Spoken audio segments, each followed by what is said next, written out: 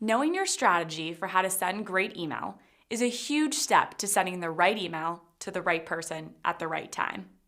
And with your strategy in place, you have to keep in mind there are some tactical aspects of sending the right email to master as well.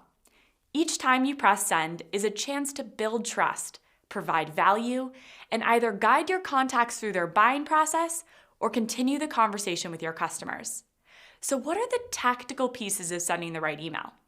There are a few best practices you will want to keep in mind. The first is setting expectations. The second is the email layout, and the last is personalization. Before doing anything with email, you need to think about setting the right expectations with your contacts. This means thinking critically about the people who will be receiving your emails and if they expect to hear from you. This also means when you send your initial emails to your contacts that you set the right expectations on how frequently they will hear from you. Take, for example, when someone signs up for your blog. What should you include in that initial email to not only nurture those contacts, but also let them know how often you'll be communicating with them?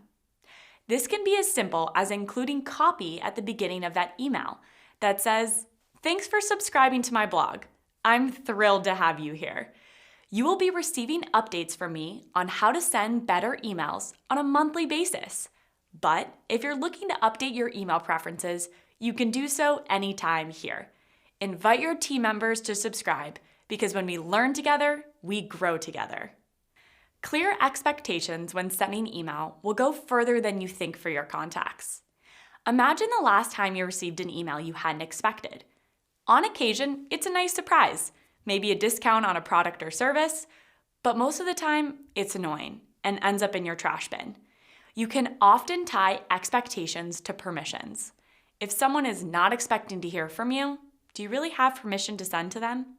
Think about the core aspects of inbound, being human and helpful. By setting the right expectations and then following through on them is how you will continue to send the right email and develop trust with your audience. The second tactical best practice is the layout of your email. This does not mean just the design you choose or the number of images you include, but the decisions you make on your subject line, email address, and preview text. For example, try not to use a generic email address like info@yourcompany.com. Instead, send from a more personal email address that can be recognized in your recipients' inboxes. Email is a communication channel, not a one-way communication mechanism. Enabling your recipients to know who is reaching out and putting a face to who that email is coming from makes it a conversation. Preview text can also be incredibly powerful. Your preview text will provide additional context up front to encourage your audience to click into your email. The power of the preview is especially true today with the continued use of mobile devices. As we rely more and more on our phones, providing preview text that is optimized for mobile devices will continue to be extremely important in helping your contacts understand the value that lies in your email. While these are some of the more tactical aspects of sending great email, you will also want to look at the structure of your emails. There is a model called AIDA you can use to organize the structure of your emails. The AIDA model is used in many aspects of marketing and advertising, and is a way to structure and design content to help your users see the value in what they are receiving. AIDA stands for attention, interest, desire, and action, and it appears as an inverted pyramid. Think about how you read emails and how your interest is drawn to the top of the email and slowly funneled down to a call to action. Let's take a brief look at the AIDA model in action. You can see on this example here how the inverted pyramid appears and how AIDA will funnel someone's attention down to your desired action and goal of the email send. The first is attention. You need to show the goal of your email and grab the attention of your contacts. This is both inside of the email and outside of the email. Attention means providing a subject line that is contextual as well as interesting to get someone to open your email. It also means positioning the layout of the email to grab their attention at the top and funnel them down your email. Next is continuing to gain their interest once they open the email.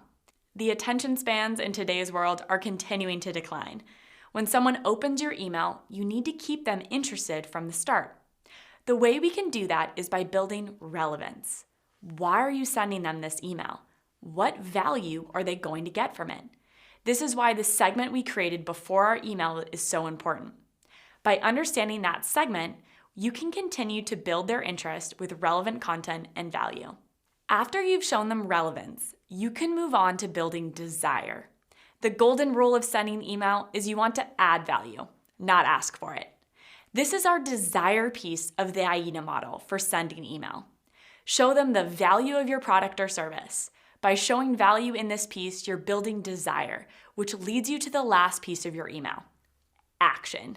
When doing anything in marketing, you want to ensure that the person interacting with you knows what they should be doing with the content.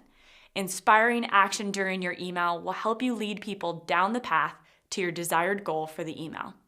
This will be your call to action. Use verbs and clear language so the reader knows exactly what to do. Each stage of the AIDA model depends on having a good segment of contacts to start with, to make sure you're sending the right email to the right person at the right time. Using this format to organize your content will help your audience know what you're trying to communicate and what your call to action is for them. And the last tactical best practice is personalization. Email personalization should be a part of everything you do in regards to email, because who doesn't want more personalization? Just because your email may be going to 100, 200, or even thousands of contacts doesn't mean your contacts should be treated just like another number. Email personalization goes beyond adding personalization tokens, but back to relevancy. Creating a personalized email for your contacts means serving up the information they want with the context of what they're experiencing right now. Think back to the buyer's journey and the life cycle stages and the information that will provide value to them at this point. With all this information at your fingertips, you can be bringing together content and context each time you press send. By bringing all of these best practices together, setting expectations, selecting and designing an email layout, and using personalization, you can create the foundation to send the right email. With your email strategy in place, and as you layer on these tactical aspects, you will be able to serve up the right information to your contacts through your emails, and in turn, grow your business with the right customers.